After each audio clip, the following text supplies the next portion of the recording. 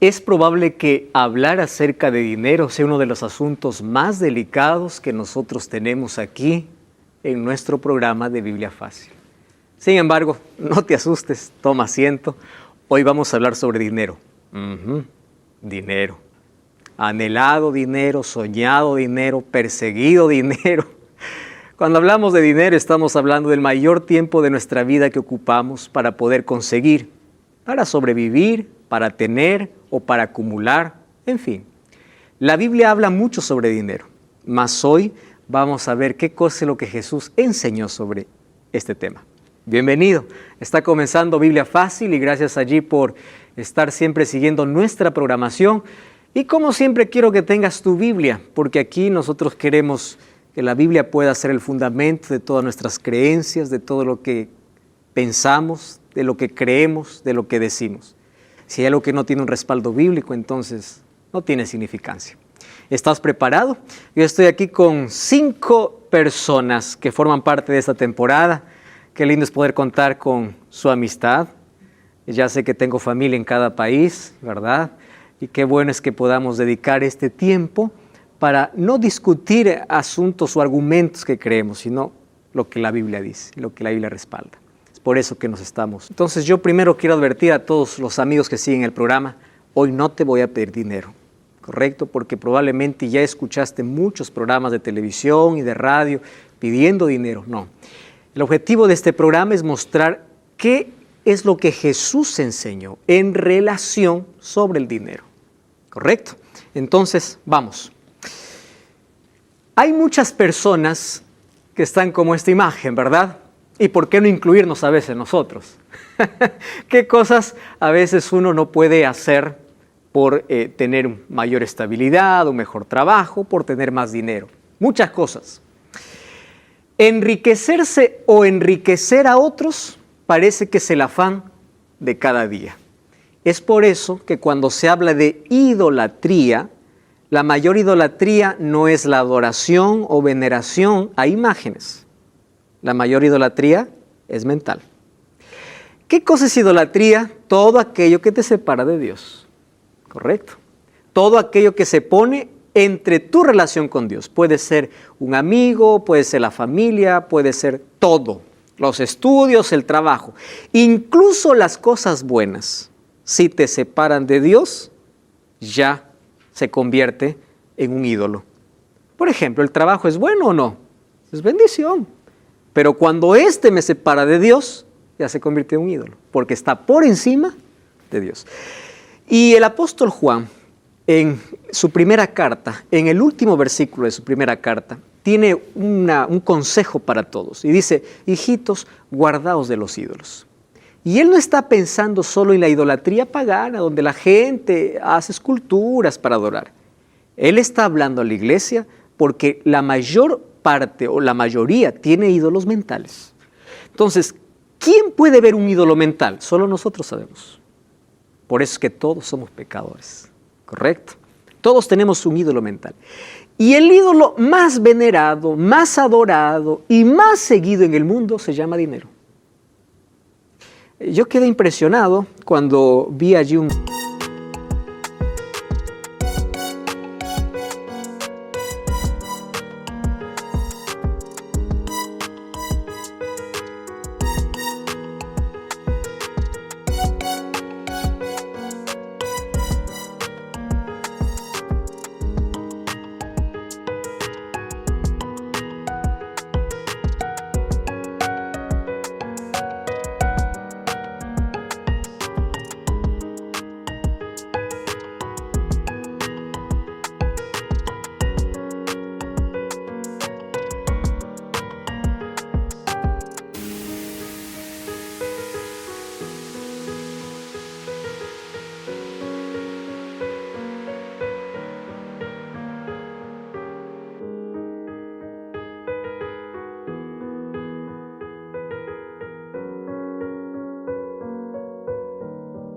dato, alguien hizo un estudio en un lugar, probablemente esto muestra solamente la realidad de un lugar, pero también muestra la realidad de la mayoría.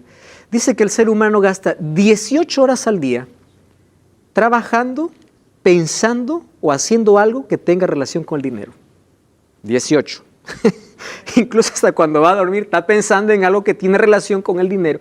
Nuestra vida parece que está alrededor de este Dios, ¿verdad? ¿En qué momento el dinero se convierte en Dios? Cuando nos separa de Dios, por supuesto, del verdadero Dios. Ahora, ¿el dinero es malo? No es malo. El dinero es bendición. Teniendo una buena administración del dinero, el dinero se convierte en bendición para la familia y para bendecir a los demás y para la predicación del Evangelio. ¿Correcto? Sin embargo, cuando el dinero está mal posesionado, se convierte en una maldición. La Biblia no condena el dinero, condena el amor al dinero. El amor que está por encima de Dios. ¿Cuál es el asunto en nuestra relación con dinero? Es que la mayoría de nosotros no tenemos educación financiera. Educación financiera es un tema poco hablado. No recibimos en casa. Hay algunos especialistas en educación financiera que guían, direccionan para poder manejar nuestras finanzas. La mayor parte de nuestros problemas financieros vienen por falta de educación financiera. ¿Dónde se aprende? En casa. En casa a veces la mamá dice, no tienes hijito, fía. ¿Verdad? Yo pago después. Uno crece y dice, no tengo fío. Y uno empieza o uno crece con ciertas cosas que aprende desde casa, que tiene una mala administración con el dinero. Hay personas que tienen mucha riqueza, hoy les voy a mostrar con la Biblia, pero por su mala administración están en la miseria. ¿Correcto? Ahora, la Biblia nos habla de dinero y también de educación financiera. Es impresionante, habla de familia, de salud, de finanzas, de todos los aspectos que interesan al ser humano. Ahora, ¿cuánto el dinero está arraigado en el corazón? Eso va a depender de una sola pregunta. ¿Cuánto está dispuesto a dar? Eso es todo. Ese es el termómetro para medir cuánto me aferro a lo que tengo. ¿Tú te imaginas que la mayor parte de cosas lo hacemos por dinero? Te voy a hacer un ejemplo. Vamos a imaginar que hoy ponemos un cartel, o este sábado colocamos un cartel. Todo aquel que llega a la iglesia por este sábado va a tener un bono de $10 nada más. Vamos a colocarlo poco, ¿no? 10. ¿Cuánta gente iría por $10? Estoy hablando de 10. Imagínate si pongo 50, 500. ¿Correcto? Entonces, la gente iría, incluso los que no tienen interés. Y hay muchos que van a la iglesia, no por Dios,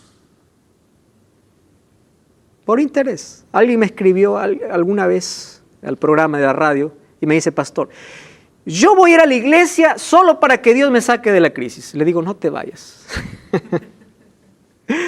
Porque si tu motivación es financiero, Dios no es un banco. Correcto. Y hoy vamos a hablar cómo hoy hay tantas iglesias llenas, no por amor a Dios, sino por querer enriquecerse. Hablamos después. Muy bien, ¿qué educación financiera nos ofrece la Biblia? Mucho. Vamos rapidito a Proverbios. Quiero que todos me ayuden con los textos. ¿Está bien? Proverbios capítulo 13, versículo 23. Esto es impresionante. Proverbios, el libro de Proverbios de paso, tiene la mayor parte de consejos sobre finanzas. Proverbios capítulo 13, versículo 23. ¿Alguien tiene el texto? 13, 23. ¿Está? ¿Alguien tiene el texto allí? Por favor, Vicky, ¿qué dice? 13, 23. Dice, en el barbecho de los pobres hay mucho pan, mas se pierde por falta de juicio. Wow. Dice que hay pobres que están pobres por falta de juicio, porque tienen abundancia. Pero cuando tienen, lo despilfarran. Mira lo que dice Proverbios 21:20. Tomó el sabio 21:20 de Proverbios. Sí, es así. Tesoro preciado y aceite hay en la casa del sabio, pero el hombre insensato todo lo despilfarra, todo lo gasta. ¿Qué principio nos presenta la Biblia? Ahorra, centavo a centavo ahorra. ¿Dónde aprendemos eso? Con José. En los 7 años de abundancia, ahorra porque no sabes cuándo vienen los 7 años de escasez. Personas que tienen el hábito de ahorrar pequeñas cantidades, cuando viene algún imprevisto, saben que no se van a endeudar. principio bíblico. ¿Esto es falta de fe en Dios? No. Esto es sabiduría para administrar. Vamos a Proverbios 13:7. Proverbios 13, es tremendo. Miren lo que dice el versículo 7. Hay quienes presumen ser ricos y no tienen nada. Y hay quienes pasan por pobreza y tienen muchas riquezas. Esto parece gracioso, pero este es un principio financiero.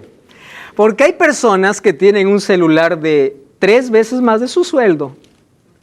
Pretenden, aparentan, correcto, lo que no tienen. ¿Cuál es un principio financiero? Vive tu realidad financiera, correcto.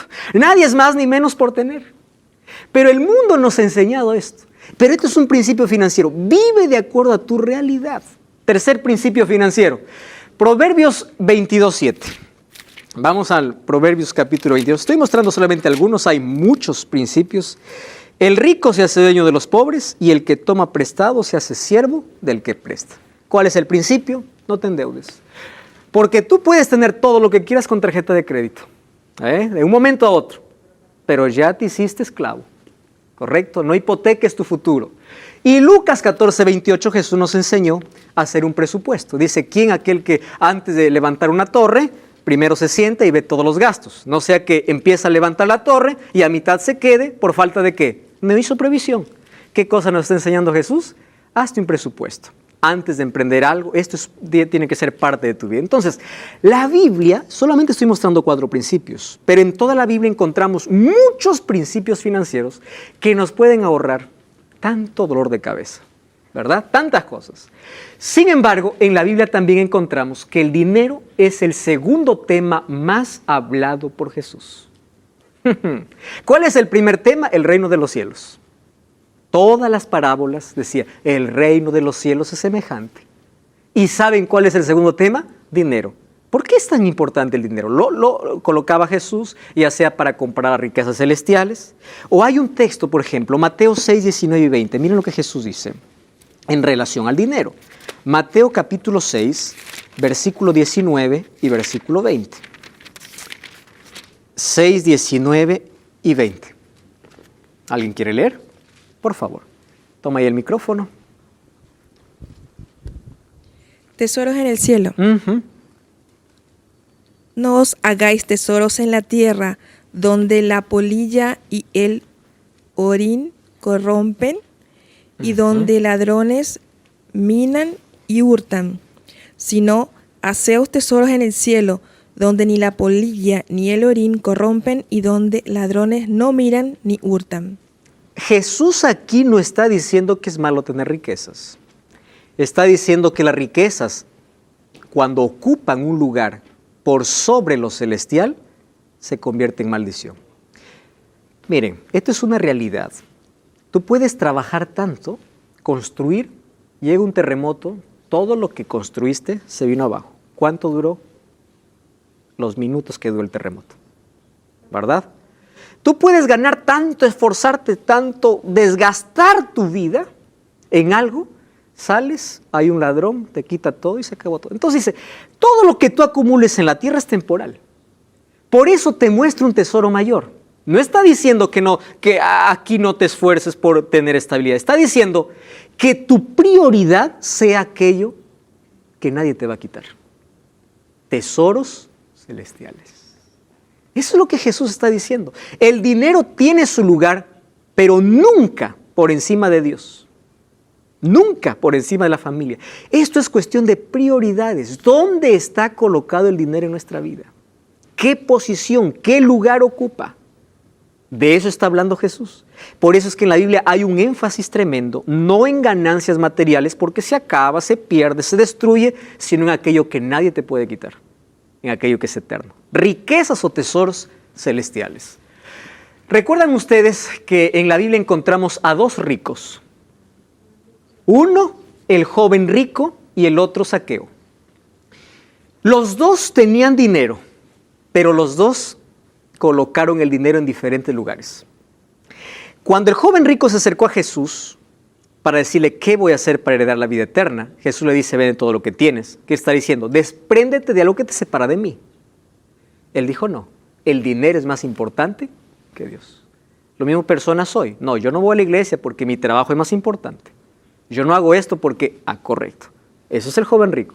Zaqueo, antes de que Jesús entre a su casa, el centro de atención de Zaqueo, ¿dónde estaba? Dinero.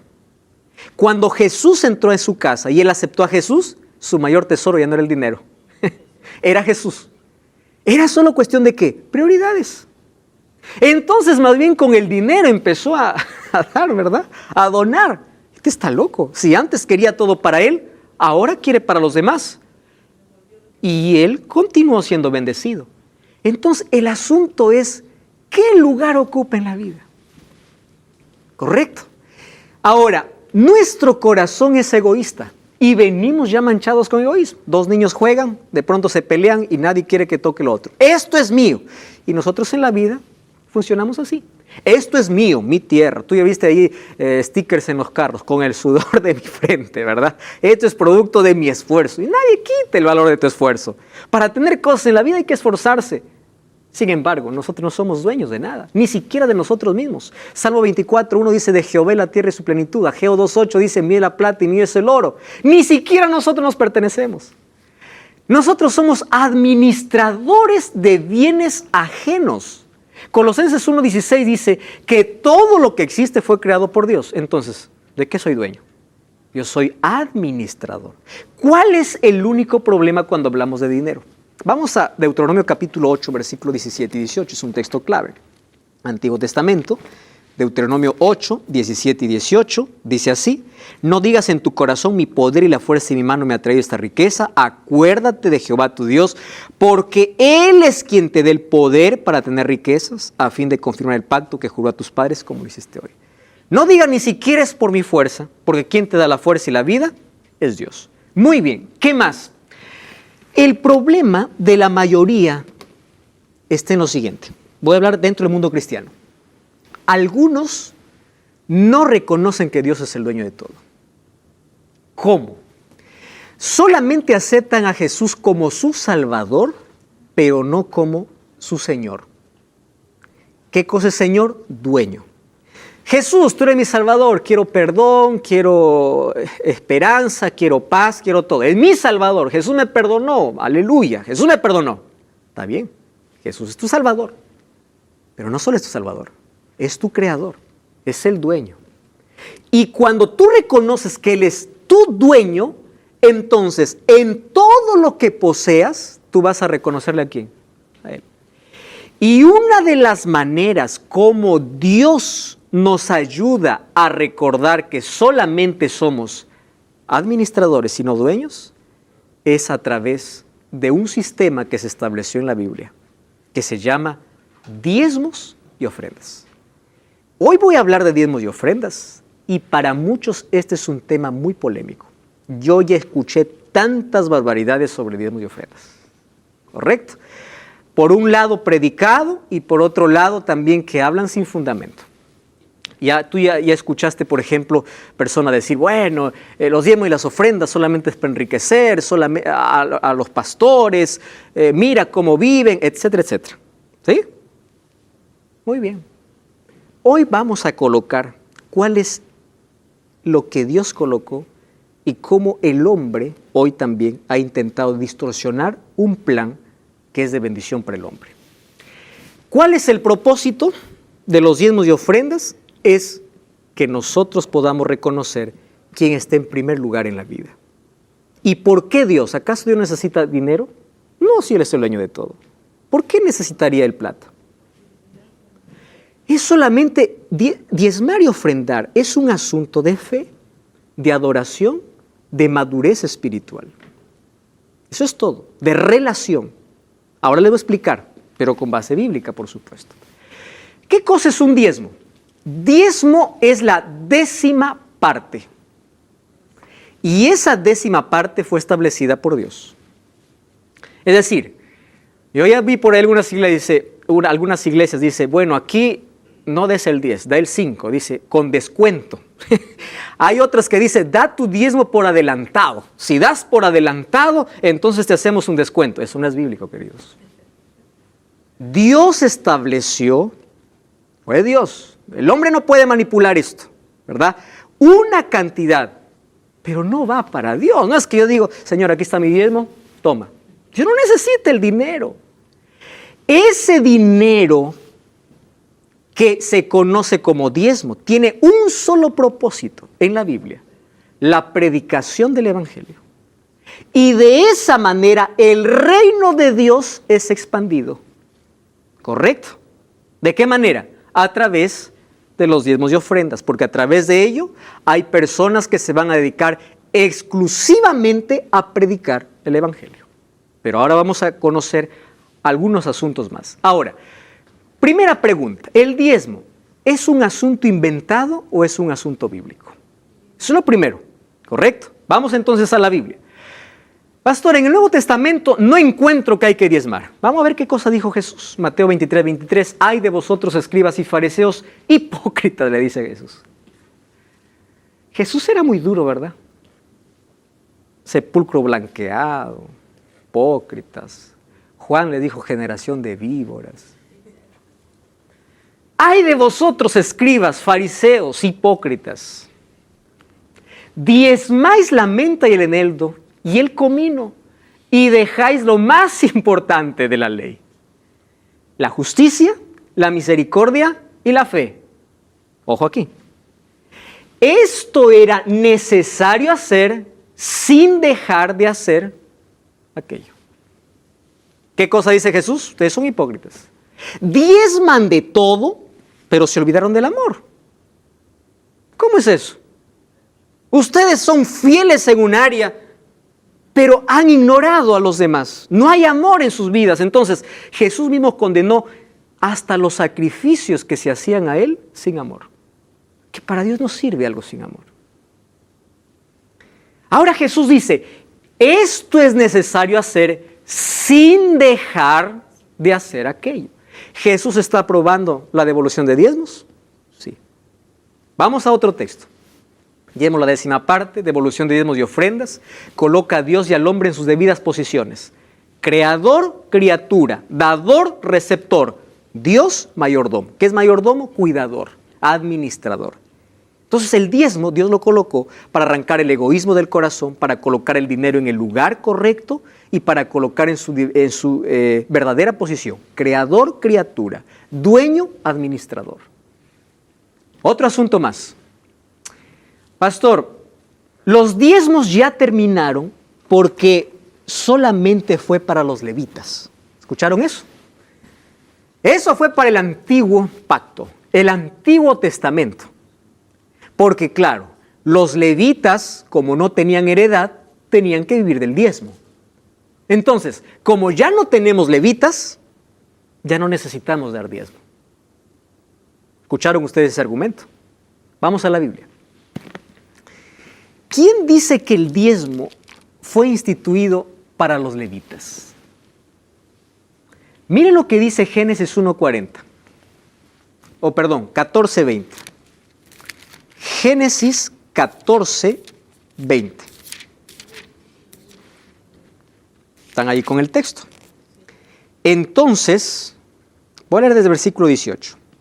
Melquisedec, rey de Salem, sacerdote del Dios Altísimo, sacó pan y vino y lo bendijo diciendo: bendito sea Abraham, el Dios del Altísimo, creador de los cielos y la tierra. Bendito sea el Dios del Altísimo que entregó a tus enemigos en tus manos. Y Abraham entregó los diezmos de todo. ¿Habían levitas aquí? No. Los levitas aparecen mucho tiempo después. Es decir, la práctica del diezmo está desde la misma creación.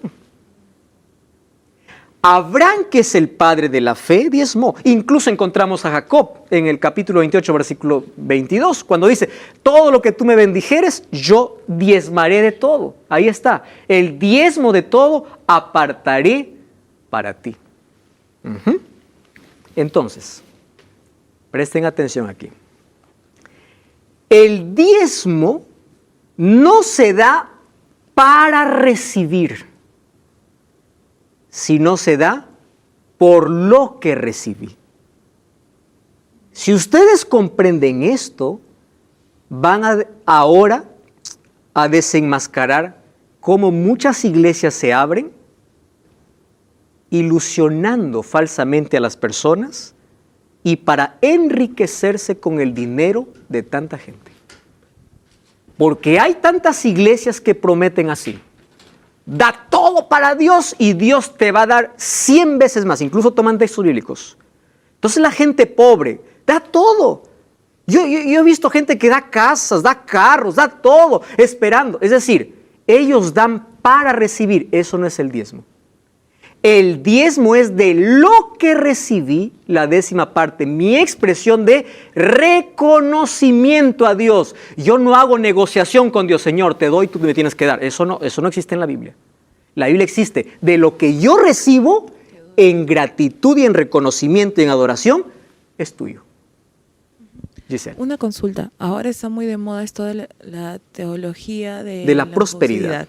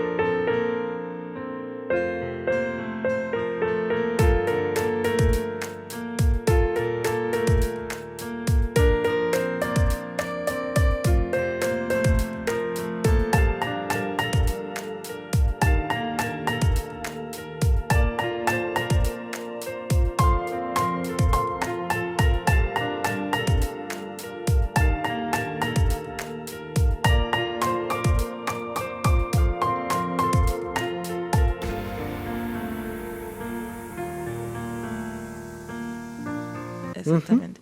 Y hay iglesias, por lo menos pero hay iglesias de todo lado con programas y he visto personas de que se sienten obligadas y dicen, he dado todo más y sí, mira, me está yendo bien en el negocio, me está yendo bien en esto y eso yo creo que, o sea, ¿cómo explicar? ¿De dónde sale Gracias por colocar aquí. Ahora, lo primero que tenemos que establecer la diferencia. El diezmo, ¿por qué se da? ¿Para recibir o por lo recibido? Por lo recibido. ¿Correcto? Eso es el diezmo bíblico. Ahora, vamos a tocar de aquí a poco, Giselle, teología de la prosperidad. ¿En qué se basa y por qué hay tanta gente llenando la iglesia no por amor a Dios, sino buscando dinero?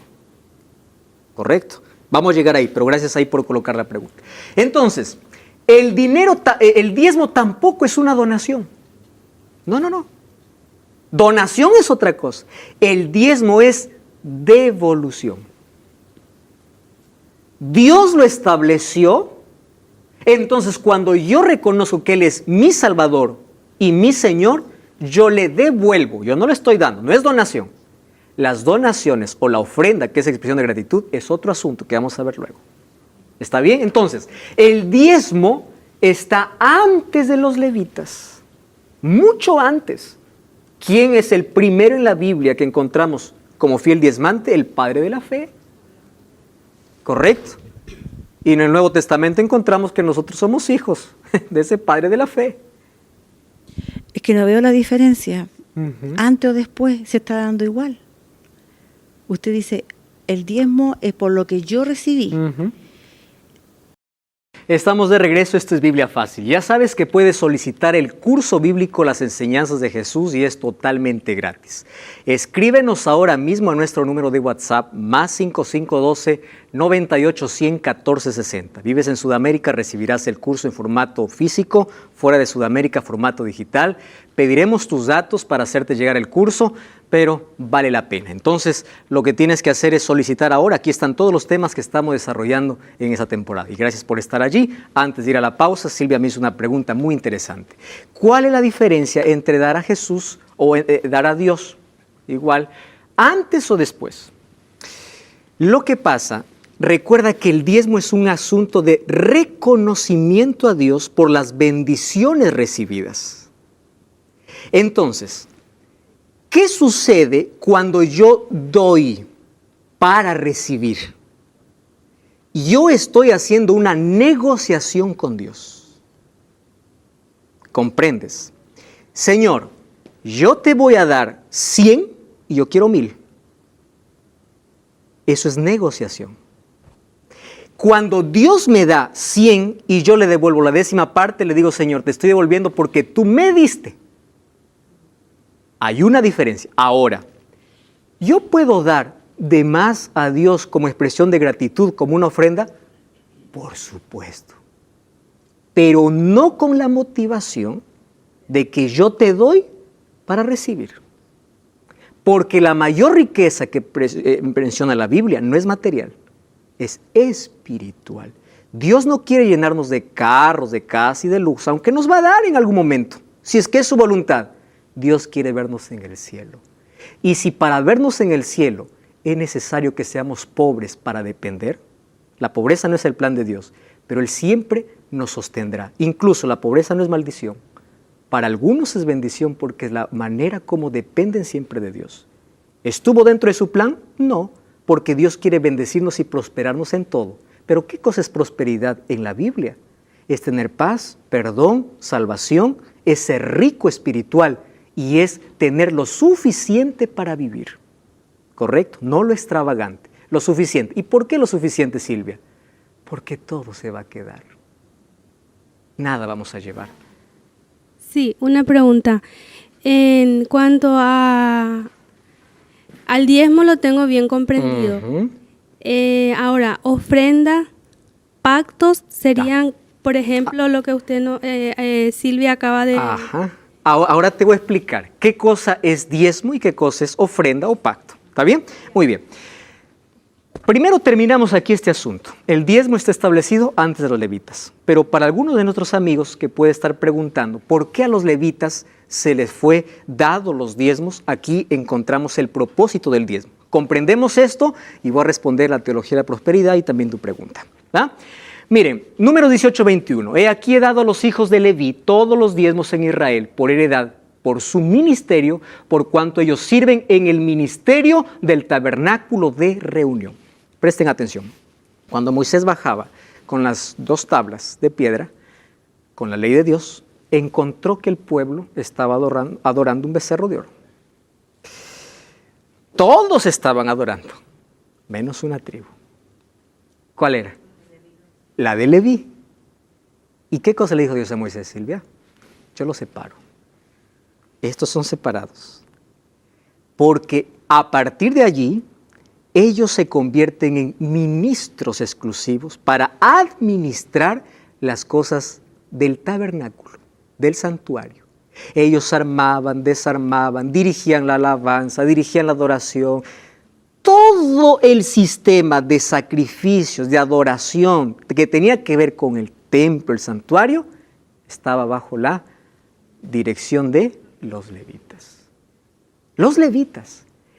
Ellos, cuando llegaron a la tierra de Canaán, todos recibieron parte, ellos no. ¿Para qué van a recibir parte si su trabajo no era cultivar? Su trabajo era administrar en el templo. Entonces, ¿qué cosa dijo Dios? De todas las tribus, el diezmo va a llegar para ellos. ¿Por qué? Porque ellos no tienen. Ellos están dedicados exclusivamente a esto. Ahora imagínense, recibir la porción de 11 tribus. Pero era la manera como Dios los separó para ellos. Correcto. Dios les daba lo suficiente, no lo extravagante. ¿Correcto? Ahora, fíjense una cosa. En Israel se daba incluso un segundo diezmo para los pobres, para las viudas. Ustedes escucharon, no, yo mi diezmo no doy a la iglesia. ¿Para qué voy a mantener ellos? Yo doy para los pobres y las viudas. Sí, los israelitas daban un segundo diezmo para los pobres y las viudas. Pero no dejaban de ser fieles a Dios. Ahí encontramos la diferencia. ¿Cuál es el problema entonces? ¿O cuál es el asunto? ¿Por qué los levitas recibían del diezmo? Porque eran responsables del servicio religioso. Pastor, el sistema de sacrificio se acabó. Ya no hay más levitas. Entonces se acabó el diezmo. ¿Qué dice el apóstol Pablo? 1 Corintios 9, 13 y 14. ¿No sabéis que los que trabajan en las cosas sagradas comen del templo y los que sirven al altar del altar participan? Así también ordenó el Señor, los que anuncian el evangelio, que vivan del evangelio. ¿De qué está hablando?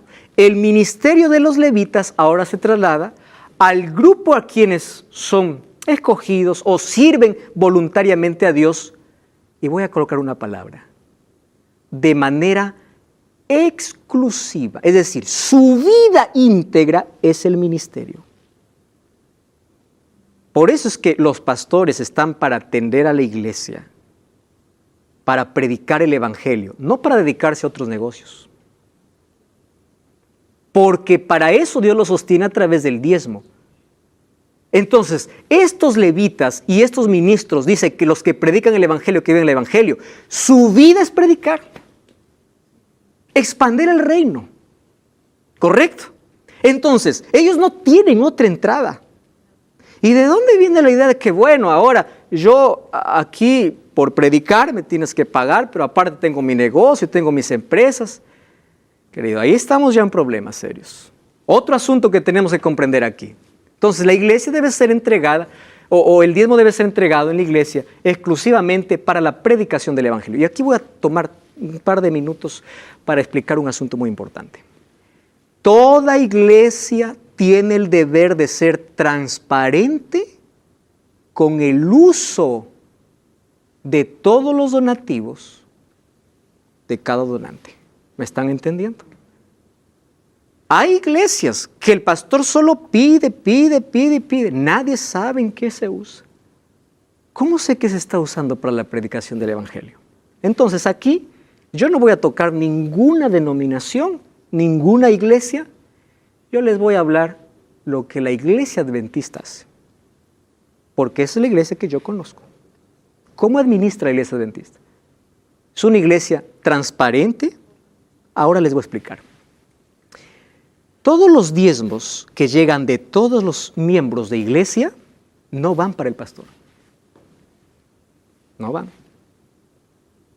Van para una tesorería. Y todas las tesorerías reúnen su dinero y se va a una administración. Y de esa administración, de allí se reparte un sueldo para cada pastor de manera equitativa. Nadie recibe más ni menos.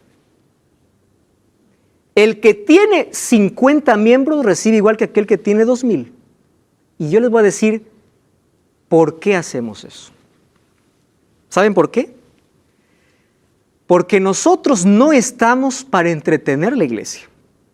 Hay algunas iglesias o algunos líderes que conozco que dicen, no, yo no voy a predicar del juicio, se me va la iglesia y se me bajan los diezmos. Yo no voy a predicar de ley porque eso no es un mensaje popular. ¿Qué voy a hablar de eso? No, tengo miedo. Yo quiero cosas que entretengan a la gente, que venga la gente, porque mientras más gente tengo, más dinero tengo. No estoy tocando nombres, pero eso es lo que una mayoría hace. Por eso es que nosotros como iglesia adventista predicamos la palabra de Dios como está, sin temor a que la gente lo acepte o rechace. ¿Están comprendiendo ese asunto? ¿Ah? Entonces nadie tiene más ni menos, tiene lo justo para vivir noblemente, no extravagante o con extravagancia. No estamos para comprar mansiones, lo último, no estamos para eso, porque tenemos lo que es necesario para vivir, no para hacernos millonarios. ¿Por qué? Porque el diezmo tiene que ser utilizado para la predicación del evangelio. ¿Quieren saber cómo se usa el diezmo? La iglesia adventista tiene misioneros incluso donde la religión es prohibida. ¿Cómo se sostienen esos hombres? A través de los diezmos. ¿Está cumpliéndose la predicación del evangelio? Sí. Otra cosa. Miren estos cursos. Es totalmente gratis, pero nosotros las imprentas no nos regalan. Entonces, un porcentaje de los diezmos se va para la predicación del evangelio. Elaboración de cursos bíblicos. ¿Cuánto cuesta para llegar? Nada. Entonces, ¿el diezmo se está ocupando en la predicación del evangelio? Sí. Los medios de comunicación, tener cámaras, tener personas como funcionarios que trabajan en radio, en televisión, Es inversión. Parte de los diezmos y parte también de donaciones que nosotros pedimos, que conocemos como ángeles de esperanza, nos ayudan a solventar parte. Sin embargo, parte de los diezmos van para la predicación del evangelio a través de los medios de comunicación. Entonces, es una iglesia, estoy hablando de la que yo conozco, de la que yo pertenezco, seria en asunto de administración de diezmo. No es que llega uno y uno se enriquece y el otro no tiene. No.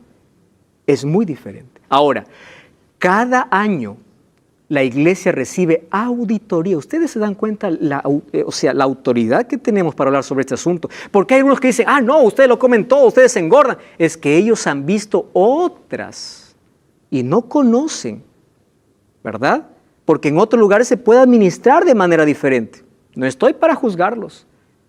Sin embargo, estoy mostrando que nosotros en este asunto de diezmos y ofrendas, nosotros tenemos un control estricto para que se vaya a la predicación del evangelio, porque eso es lo que la Biblia enseña. Pastor, ¿y las ofrendas?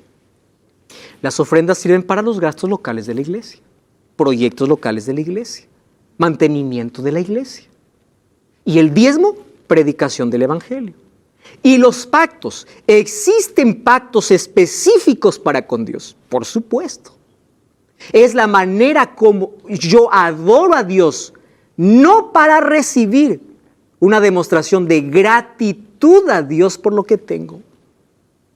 Yo pacto, yo diezmo, yo ofrendo. Ahora, voy a tocar un asunto más sobre esto. ¿Por qué? Porque hoy se abren infelizmente muchas iglesias para comercializar el evangelio, para vender la fe. ¿Saben qué cosa es lo triste? Ahí había una inscripción, se vende iglesia con tantos miembros. Encontré otro, por teléfono, hablando con Dios. Dios, ¿qué cosa quieres que diga la iglesia? ¿Qué quieres? ¿Plata? Sí, plata. Entonces todos tienen que dar plata. Queridos, y toman la Biblia para ofrecer o ilusionar de manera mentirosa, prometiendo prosperidad económica. Ahora, yo les hago una pregunta. ¿Dios prospera económicamente? Por supuesto. ¿Y cuál es la manera como lo hace? Dándonos sabiduría para administrar los recursos que Dios nos da. Y si es su voluntad, Dios nos da más de lo que pedimos. Y si no, Él sabe por qué. Pero ¿de dónde viene la idea? ¿Quieres ser rico? Entonces, tienes que dar todo. Ahora les voy a contar una historia que realmente me indigna. Ahora, la Biblia también muestra que debemos dar ofrendas a Dios, ¿verdad? Salmos 96:8 dice, dad a Jehová la honra de vida, traed ofrendas. Malaquías dice, robará el hombre a Dios. ¿En qué te hemos robado? En vuestros diezmos y ofrendas. Ya les expliqué. Entonces, si los diezmos expresan nuestro reconocimiento a Dios, y es para la predicación del evangelio, las ofrendas expresan nuestra gratitud a Dios. Por eso es que Dios no puso porcentaje para la ofrenda. ¿Correcto? La ofrenda es un acto de gratitud a Dios. Ahora, ¿ustedes se acuerdan de la parábola que Jesús... No, parábola, esto no es parábola. Eso es algo que ocurrió. Recuerdan que Jesús estaba en el templo y todos estaban dando diezmos y ofrendas. Estaban dando ofrendas. Y una viuda dio 2 blancas. Y Jesús estaba mirando y dijo, ¿ustedes ven? Esta dio más que todos. ¿Saben? Existe una manera o una moneda para el cielo, que no es el billete que nosotros tenemos. Es la moneda del amor, de cuánto soy capaz de dar, no para negociar con Dios, sino como gratitud y como acto de fe. Y esta viuda entregó todo lo que tenía. Miren, Dios no está mirando cantidades. Por ejemplo, si uno gana 100 y coloca 10, es una ofrenda.